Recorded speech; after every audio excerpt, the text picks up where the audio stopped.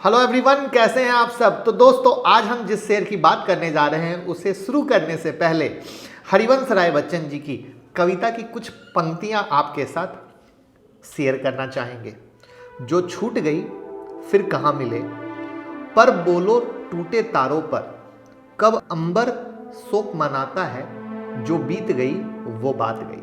और इस कविता में कही हर बात में दम है, क्योंकि जो चीज़ छूट जाता है वो दौर गुजर जाता है, उस पर दुख करने से कोई फ़ायदा नहीं होता। वो बात पुरानी होती है, अब आगे क्या कुछ और होगा ये देखना समझना बहुत ज़्यादा ज़रूरी है। और इसी कविता के तर्ज पर आज हम बात करने वाले हैं आपके फेवरेट शेयर की, यस बैंक, राइट, जो कभी अपने सुनहरे दौर में मल्टीबैगर बना हुआ था और फिर दौर गुजरा, वक्त बदला, कई कंट्रोवर्सीज आए, कंपनी के MD CEO Rana Kapoor, money laundering और न जाने क्या क्या, जेल, बैंकक्रप्ट, सब कुछ हो गया, सब कुछ हो गया, बचा कुछ नहीं। अब आगे क्या क्या स्कोप बन सकता है, क्या ये बैंक वापस मल्टीबैगर बनेगा? तो ये जानने के लिए यस बैंक के कंट्रोवर्शियल जर्नी को थोड़ा शॉर्ट में समझते हैं, डिटेल में नहीं।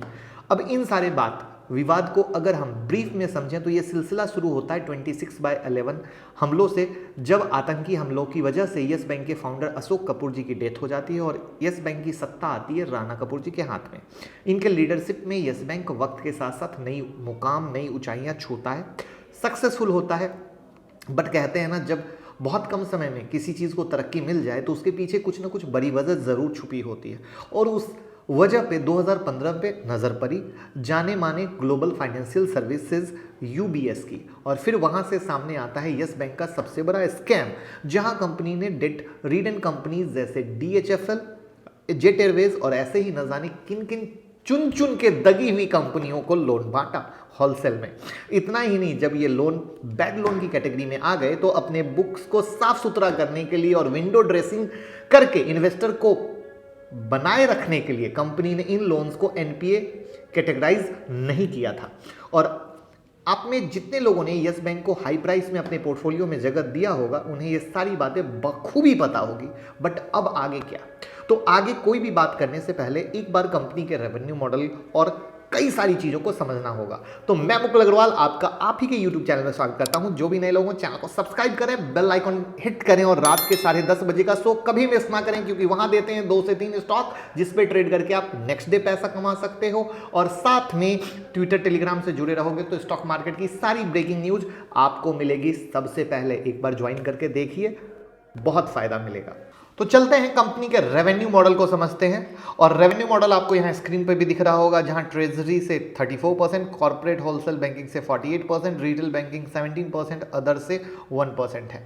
तो कहने का सेंस है कि अगर इनका बड़ा देखें तो कॉर्पोरेट बैंकिंग बड़ा रेवेन्यू आता है। और कॉर्पोरेट बैंकिंग किस तरीके से किसी बैंक पे इंपैक्ट डालता है ये हमें आईडीएफसी फर्स्ट बैंक वाला वीडियो आपको बहुत डिटेल में बताएगा, क्योंकि क्या है, हर चीज एक दूसरे से जुड़ी है बट ये लोग समझ नहीं पाते हैं। इट्स अ लर्निंग, तभी होगी अर्निंग। अब रेवेन्यू मॉडल को इनके फाइनेंशियल के थ्रू डिटेल में जाके समझेंगे तो आपको यहाँ पे क्वार्टर ऑन क्वार्टर बेसिस पे, जहाँ पे दिसंबर 2019, मार्च 2020, जन 2020, सितंबर 2020 स्क्रीन पे दिख रहा है। तो क्या दिख रहा है कि नेट प्रॉफिट और प्रॉफिट मार्जिन यहाँ इंक्रीज हुआ है। वहीं अगर आप गौर करें तो मार्च क्वार्टर 2020 में आपको 2665 करोड़ का प्रॉफिट दिख रहा है। और इतने बड़े प्रॉफिट के पीछे की वजह कंपनी ने अपने इंप्रूव्ड एसेट क्वालिटी और नेट इंटरेस्ट इनकम बढ़ाया। और आपको बता दूं कि ये उस क्वार्टर को अपने नील के थ्रू 1274 करोड़ का फायदा हुआ। वहीं अगर इनके बैलेंस शीट की बात करें तो कंपनी के ऊपर डेट तो है, नो डाउट, बट जो अच्छी बात यहां निकल के आ रही है वो है इनका एनपीए रिड्यूस हो रहा है। साथ ही कंपनी का आरओसी भी हमें इंप्रूव होता दिख रहा है। हालांकि रिटर्न ऑन एसेट यहां अच्छे कंडीशन में नहीं है, बट उसकी वजह लाजमी है क्योंकि कंपनी पे डेट है और इनकम अभी उस अकॉर्डिंग यहां नहीं हो पा रही है कि चीजें बहुत फास्ट इंप्रूव हो जाए। कैश फ्लो की अगर बात करें तो यहां कंपनी का cash flow from operative activities declining mode में है और सेम स्थिति इनके नेट कैश फ्लो की भी है। वहीं अगर हम इनके प्राइस चार्ट की बात करें तो प्राइस चार्ट को एक्चुअली ईमानदारी से देखना बहुत गलत होगा, क्योंकि मैं हमेशा कहता हूं यस बैंक का चार्ट देखना बंद कर दीजिए। रोज एक अच्छी न्यूज, रोज एक बराबर न्यूज, तो एक दिन ऊपर एक दिन नीचे, तो कहीं से मतलब नहीं आता है। अब यहां पे जो एक इंपॉर्टेंट चीज है शेयर होल्डिंग पैटर्न, जहां कंपनी में एफआईआई ने अपनी होल्डिंग इंक्रीज की है। अब एफआईआई ने इंक्रीज की है तो शायद उन्हें कुछ सुधरता दिख रहा होगा, और यस बैंक को पीयर से कंपेयर करना बिल्कुल अच्छा नहीं होगा, क्योंकि जिस तरीके से इनको झटका लगा है, ऐसे में पहले ये प्रॉपर से खुद को संभाल लें, उबार लें, स्टैंड हो लें, तब जाके हम पीयर से कंपेयर करेंगे तो वो ज़्यादा अच्छा रहेगा। क्या आप मेरी बात से सहमत हैं? तो प्लीज़ बताएं, और कौन सा ऐसा पॉइंट है जो हमने यहाँ नहीं लिया जो आपको लगता है, बताएं।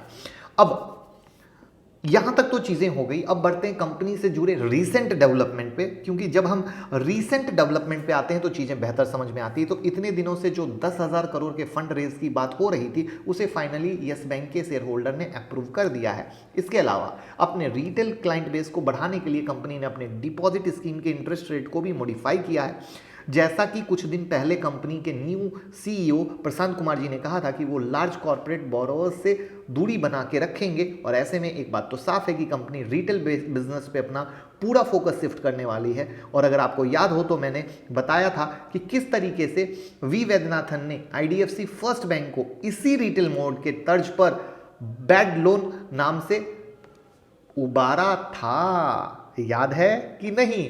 साथ ही आपको यहां यह भी बता दूं कि यस बैंक अपने बेड लोन के लिए 50,000 करोड़ का एसेट रिकंस्ट्रक्शन कंपनी बनाने के प्लानिंग में भी है, और इस प्लानिंग को फॉरेन फर्म के तरफ से काफी प्यार दिया जा रहा है। और ये मैं नहीं कह रहा, ये यस बैंक के सीईओ खुद बता रहे हैं, जिनका कहना है कि foreign firm are keen to invest in Arc. साथ ही अभी कुछ महीनों पहले यस बैंक ने यूपीआई मल्टी बैंक मॉडल के तर्ज पर फोन बैंक के साथ पार्टनरशिप भी किया है। इसके अलावा यस बैंक ने माइक्रो और स्मॉल मीडियम इंटरप्राइज को सपोर्ट करने के लिए यस एमएसएमई लॉन्च किया है, और ये एक ऐसा सिंगल इंटरफेस सॉल्यूशन है जहां एमएसएमई के सारे बैंकिंग नीड एक ही जगह पर कंप्लीट होंगे। साथ ही अभी कुछ दिनों पहले टाटा मोटर ने भी यस बैंक के साथ व्हीकल फाइनेंस के लिए टाई अप किया है, और टाटा मोटर के खुद दिन सुधर चुके हैं, वहां पर यस बैंक भी पीछे पीछे लगा हुआ है। तो ओवरऑल यहां बातों को सम अप करें तो देखिए, यस बैंक एक ऐसा स्टॉक है जो फिलहाल पेन्नी के कैटेगरी में, पेन्नी नहीं होते हुए भी पेन्नी है एज पर प्राइस बेसिस। बुरे दिन सबके आते हैं, बट उस बुरे दिन से कौन उबर के आता है वो इंपॉर्टेंट होता है। और जिस तरीके से यस बैंक अब अपना बिजनेस मॉडल कॉर्पोरेट बैंकिंग से रिटेल की तरफ शिफ्ट कर रहा है, ऐसे में यहाँ आने वाले कुछ सालों में हमें इनसे अच्छे रिटर्न देखने की उम्मीद है। अब यस बैंक नाम से इस पेन्नी के लिए मेरी एडवाइस क्या है, इसको समझने की कोशिश कीजिए। उतना लीजिए जितनी तकलीफ ना हो, और स्क्रीन से डिलीट कर दीजिए, क्योंकि जिस कंडीशन में यस बैंक चल रहा है, एक दिन अच्छी एक दिन बुरी, एक दिन अच्छी एक दिन बुरी न्यूज आती रहेगी।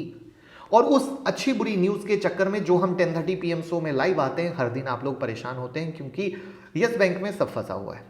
और आप लोगों को ऑलरेडी 13.5 रुपए के रेट से दिलवाया था, 20 रुपए का प्राइस भी मारा, तब भी मैंने प्रॉफिट बुकिंग की सलाह नहीं दी, क्योंकि मेरा एक ही माना है, स्क्रीन से डिलीट उतना लो जितना तकलीफ ना हो, और स्क्रीन से डिलीट कर दो, भूल दो, 5 साल के बाद देखो, क्योंकि इनको जो वर्किंग करनी है उसमें वक्त लगेगा, चीज़ों को सुधरने में वक्त लगेगा।